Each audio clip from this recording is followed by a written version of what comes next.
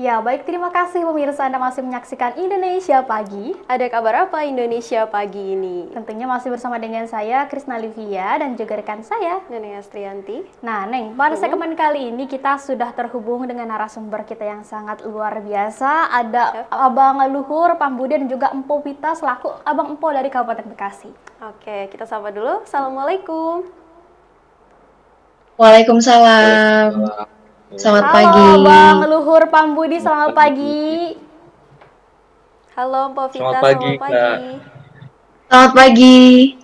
Ya, kita akan berdiskusi seputar ajang pemilihan Abang Empo di Kabupaten Bekasi yang berlangsung di grand final kemarin tanggal 9 ya? Ya, betul. 9 Ya. Desember. Betul. Untuk prosesnya sendiri bagaimana itu? Boleh dijawab dulu dari Empo Pita. Proses dari karantinanya mungkin ya. Jadi kita melewati beberapa seleksi sebelum sampai di grand final. Yang pertama itu ada seleksi berkas, setelah itu ada seleksi tahap 1 berupa wawancara virtual, dan dilanjut dengan seleksi tahap 2 yaitu wawancara langsung. Dan setelah itu di seleksi tahap 2 kita langsung terbentuk sebanyak 30 finalis yang dapat maju ke grand final di tanggal 9 Desember 2020 kemarin. Seperti itu. Oke, setelah masuk 30 finalis tersebut, apakah langsung masuk ke karantina atau bagaimana? Mbak Ya, Vita? betul. Ada karantinanya, jadi karantinanya terbagi menjadi 2 karena dalam situasi pandemi ada karantina virtual dan juga karantina tatap muka. Oke. Ya, untuk Abang Luhur Pambudi sendiri, apa yang membuat Abang mengikuti ajang ini, Bang? Ya, baik, terima kasih. Jadi sebelumnya saya 4 tahun kuliah di Bandung nih. Jadi tujuan utama saya ketika saya balik ke kampung halaman saya itu di Kabupaten Bekasi, saya ingin sekali berkontribusi bersama-sama dengan masyarakat Kabupaten Bekasi untuk membangun Kabupaten Bekasi seperti slogan kita Bekasi 2 kali tambah baik. Jadi di sini motivasi saya adalah yang pertama mungkin ingin menjadi orang yang bermanfaat dan juga bisa berkontribusi secara langsung bersama dengan masyarakat Kabupaten Bekasi. Seperti itu, Kak. Wah, luar biasa sekali ya. Iya. Kalau Empo Pita sendiri apa sih yang memotivasi sehingga bisa mengikuti ajang ini? Iya, kalau dari saya pribadi, sebelum melanjut ke tujuan-tujuan yang lebih besar, awalnya memang tujuan saya adalah untuk menoreh prestasi yang dapat membuat orang tua dan orang-orang terdekat bangga. Tapi setelah benar-benar masuk dan terpilih sebagai finalis, ternyata banyak tujuan-tujuan lain yang saya kira bisa saya kembangkan di Abang Po ini. Salah satunya yaitu self development, terus ada pengembangan diri, pengembangan skill, dan juga pastinya mengembangkan Kabupaten Bekasi bersama teman-teman finalis lainnya. Oke, aku mau nanya nih untuk Abang Luhur dan juga Mpok Vita. Sebenarnya kan kalau kita mengikuti ajang ataupun kompetisi seperti itu biasanya ada rasa tidak percaya diri. Nah, bagaimana sih caranya agar rasa percaya diri itu muncul dan apa tips-tipsnya? Boleh dijawab dari Abang Luhur dulu. Kalau dari saya pribadi, pertama mungkin kita tahu bahwa setiap individu atau setiap manusia tuh unik. Jadi kita punya keunikan masing-masing, punya kapasitas masing-masing. Jadi inti dalam kepercayaan diri itu adalah kita nggak bisa jadi orang lain dan orang lain nggak bisa jadi kita. Itu aja sih. Jadi kayak kita nggak bisa jadi orang lain dan ya orang lain nggak bisa jadi kita. Jadi kita enjoy aja jalannya. Jadi percaya diri apa yang kita miliki. Jadi just be yourself kayak gitu. Oke, kalau dari Mpok Vita sendiri? Kurang lebih sama dengan yang tadi Abang Luhur katakan. Jadi memang setiap orang pasti ada kelebihan dan kekurangan masing-masing.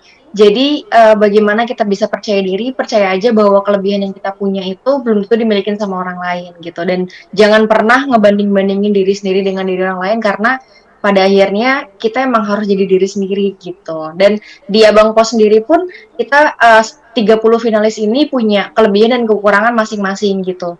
Emang nggak ada satu orang yang bener-bener punya segalanya. Pasti setiap kita pun sebagai penilih tetap punya kekurangan, dan di Abang Po pun kekurangan akan tetap dihargai. Yang penting bagaimana caranya kita memaksimalkan kelebihan yang kita punya. Seperti itu. Oke, jadi kuncinya harus percaya bahwa setiap orang punya kelebihan dan kekurangan sendiri ya, Kris. Betul sekali. Oh ya, berkaitan dengan Abang Empo tentunya juga ini merupakan ikon dan bisa memperkenalkan ke luar tentunya ya. Untuk dari Empo Vita sendiri, bagaimana cara memperkenalkan Kabupaten Bekasi ke luar? Pastinya dengan mengandalkan beberapa ikon yang sekarang Kabupaten Bekasi punya, salah satu mungkin Gedung Juang dan juga beberapa peninggalan sejarah lainnya. Dan dalam situasi pandemi seperti ini, salah satunya dan di era revolusi industri 4.0 ini, media sosial dan juga teknologi satu-satunya alat yang bisa kita gunakan dan mungkin terbilang ampuh untuk dapat mengenalkan sesuatu kepada halayak luas gitu. Jadi saya dan bersama dengan teman-teman Abang Po lainnya berusaha memanfaatkan teknologi dan juga media sosial untuk dapat mengenalkan apa sih yang Bekasi punya sekarang kayak gitu. Perspektif dari Abang Luhur sendiri, bagaimana cara memperkenalkan Kabupaten Bekasi ini untuk keluar, Bang? Kalau dari saya pribadi, tentunya kita punya sosial media. Nah, di sosial media ini kita manfaatkan dalam hal positif, kita bisa memperkenalkannya melalui, mungkin salah satunya kalau saya melalui Instagram saya, dan juga mungkin kita juga waktu selama karantina, Abang Po Kabupaten Bekasi ini ditugasin untuk membuat vlog. Jadi kita ngenalinnya bisa melalui di Instagram kita, di IGTV kita, dan itu bagaimana orang di luar daerah kita bisa kenal, oh ternyata kayak kemarin nih, Bekasi ternyata punya batik, ternyata kita juga punya ada heritage lain, jadi ada tempat-tempat sejarah lain, jadi gimana biar mudah dan cepat juga, jadi cara ngenalin kita adalah dengan memanfaatkan teknologi dengan sebaik mungkin. Oke, jadi caranya dengan memanfaatkan media sosial sebagai ajang memperkenalkan ikon Kota Bekasi. Betul sekali. Oke, untuk Abang Luhur dan Po Vita, selama masa karantina nih, apa saja yang dilakukan dan Mungkin kegiatan-kegiatannya ya? kegiatannya ya, seperti itu. Boleh diceritakan dari Po Vita? Ya, selama karantina, seperti yang sudah tadi saya mention sebelumnya, ada karantina tatap muka dan juga karantina virtual. Selama karantina virtual, kita belajar ada pembekalan materi, yaitu berupa table manner, lalu pengenalan budaya Bekasi dan lain sebagainya.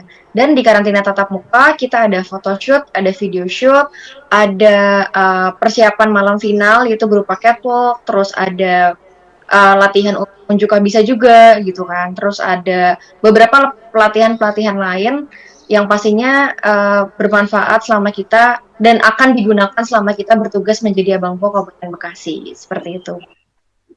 Oke, selama masa pembekalan dan pelatihan tersebut, apa sih hal yang paling kesan, yang paling menarik, pengalaman yang paling menarik selama masa karantina? Boleh dari Abang Luhur. Oh ya. Kalau dari saya, mungkin yang pertama adalah rasa kekeluargaan, di mana 30 orang ini, 15 abang dan 15 empok, kita sama-sama dari awal berjuang bersama. Jadi ketika kita salah, kita punya kesalahan, misalnya kayak telat sedikit, terus juga punya kekurangan, misalnya telat, kita kurang barang ini nih, jadi kita kesalahannya bareng-bareng, kita dihukum bareng-bareng, dan itu kayak ngerasa bahwa di Abang Po ini kita nggak cuma diajarin untuk self development, tapi rasa kekeluargaan kita, rasa kekerabatan kita juga diajarkan bagaimana kita bisa saling tolong menolong dan respect dan juga peduli dengan satu sisi kanan kita atau sisi kiri kita. Jadi kita di sini saling merangkul dan tujuannya biar kita di sini inilah kita punya keluarga baru di Abang Po Kabupaten Bekasi ini, seperti itu. Ya, baik, berdasarkan tahapan ataupun proses seleksi Abang Empo ketika sebelum pandemi dan sekarang masa pandemi, apa sih yang menjadi pembeda? Boleh dijawab dari Empo Vita dulu. Ya, jelas mungkin bisa dikatakan 90%, 80% berbeda dari pemilihan-pemilihan sebelumnya, karena mungkin contoh besarnya aja kemarin saat grand final, kita sama sekali tidak bisa dihadiri bahkan oleh orang tua gitu. Dari orang tua finalis pun menonton kita grand final tuh secara virtual dari rumah, seperti itu. Lalu selama karantina juga ada beberapa karantina yang dilaksanakan secara virtual. Lalu saat karantina tatap muka pun kita selalu dibiasakan berjarak gitu. Benar-benar bukan hanya secara fisik dijarakinnya, tapi barang-barang bawaan kita pun dibuat sebagaimana mungkin untuk berjarak seperti itu. Dan pastinya karena kita harus tetap mematuhi protokol kesehatan, ada beberapa hal juga yang mungkin tidak bisa dilakukan seperti itu. Jadi, tapi hal paling beda adalah kemarin mungkin saat grand final, di mana kita tidak bisa ditonton langsung oleh supporter-supporter kita dan juga keluarga seperti itu. Dan selama rangkaian kegiatan mulai dari karantina sampai dengan grand final, kita selalu menggunakan masker dan juga face shield seperti itu.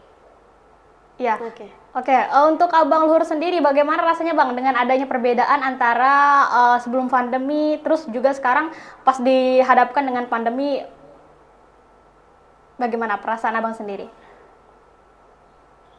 Perasaan saya tentunya di sini peduli lagi, kita sama-sama mengingatkan, tentunya di sini bukan tugas saya aja yang mengingatkan, tapi kita di sini tugas bersama gimana kita kalau misalnya ada teman yang nggak pakai masker kita ingatkan, nggak ada yang pakai face shield kita ingatkan, dan juga perbedaannya cukup signifikan sih. Jadi kalau mau ada apa-apa, kita mau latihan misalnya kayak nandak tarian salah satu kita pakai masker atau pakai face shield, dan itu kayak ngerasa agak engap sih kalau misalnya latihan catwalk, jadi kayak ngerasa ngap aja gitu. Tapi di sini kita saling peduli lagi bahwa di sini sama-sama kita rasakan situasi seperti ini, bukan hanya di Abang Po yang dirasakan, tapi di seluruh Indonesia bahkan di dunia. Jadi di sini kita ya sama-sama merasakan situasi seperti ini. Oke, Abang Luhur dan Popita, kita akan kembali lagi, tapi kita jeda dulu pemirsa, kami akan segera kembali setelah jeda pariwara berikut ini.